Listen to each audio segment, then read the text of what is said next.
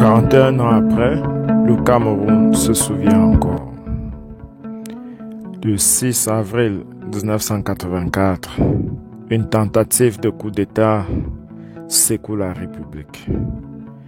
Un événement aussi bref que brutal, mais qui continue de hanter la mémoire collective.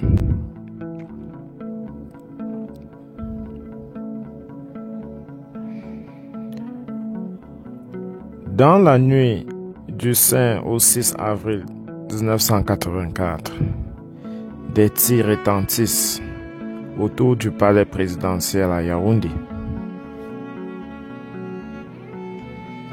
L'incompréhension est totale. Le pays se réveille dans l'angoisse. Que se passe-t-il? Qui tire? Pourquoi?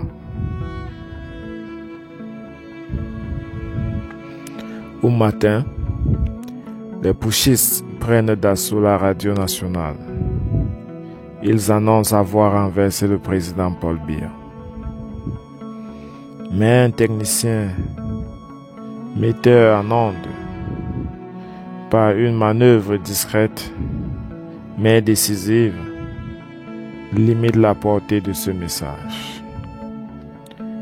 La nouvelle ne franchira pas les frontières de la capitale.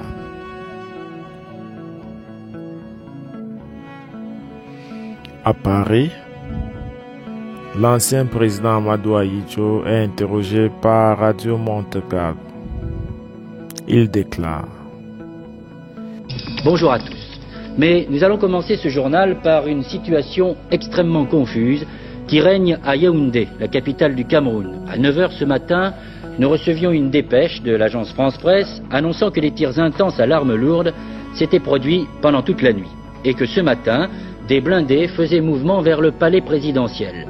La radio nationale diffuse de la musique militaire, mais pour le moment, on ne peut pas parler de coup d'État. Une seule indication de cette déclaration de l'ancien président camerounais, M. Ahidjo: si ce sont mes partisans, dit-il, qui sont dans le coup, ils auront le dessus, je crois. L'actuel président, Paul Biya, lui avait succédé en novembre 82 et dans le calme. Michel Strulovici.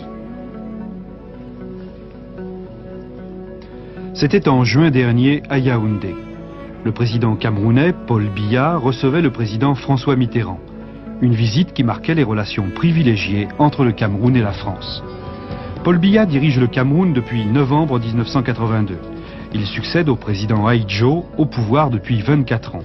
Le président Ahidjo, ici, lors des cérémonies d'indépendance et de création du Cameroun. Le Cameroun, 9 millions d'habitants, une véritable mosaïque de langues et d'ethnies, plus de 100. Un des rares pays d'Afrique à connaître une réussite économique et l'autosuffisance alimentaire.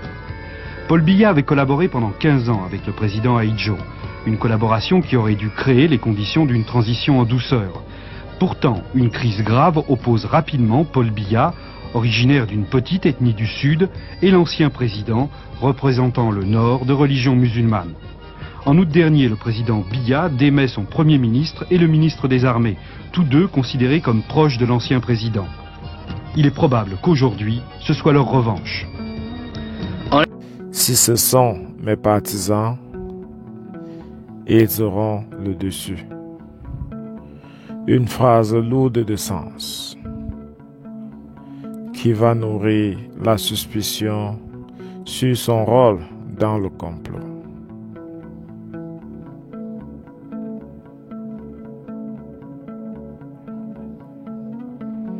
Retranché dans son bunker à Itoudi, Paul Biya attend.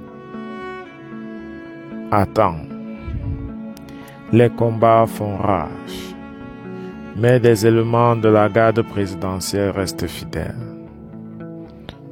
Appuyés par des renforts, finissent par reprendre le contrôle. Paul Biya, le 7 avril, s'adresse à la nation. Les éléments de la garde républicaine ont entrepris la réalisation d'un coup d'État concrétisé par la coupure des liaisons téléphoniques, l'occupation des points stratégiques ou sensibles de Yaoundé, palais de l'unité, immeuble de la radio, aéroport, etc., avec pour finalité la mainmise par la violence sur le pouvoir politique. Les unités régulières de notre armée nationale demeuraient fidèles aux institutions et qui avaient reçu des ordres pour enrayer le coup de force, conduisirent le combat avec méthode et détermination. Cette tentative de coup d'État a permis au régime de Yaoundé de tirer des enseignements et de mieux entrevoir l'avenir afin d'éviter que le Cameroun ne soit présent sur la liste des pays en proie aux pushs militaires, comme relevé ces derniers 18 mois en Afrique de l'Ouest. Il condamne la violence, remercie les forces loyales et rassure les Camerounais. Mais les jours qui suivent marquent un tournant sombre. Chasse à l'homme, arrestation massive, procès à huis clos, exécution. Des dizaines d'officiers, principalement originaires du Septentrion, sont exécutés à Balmayo et à Epolova.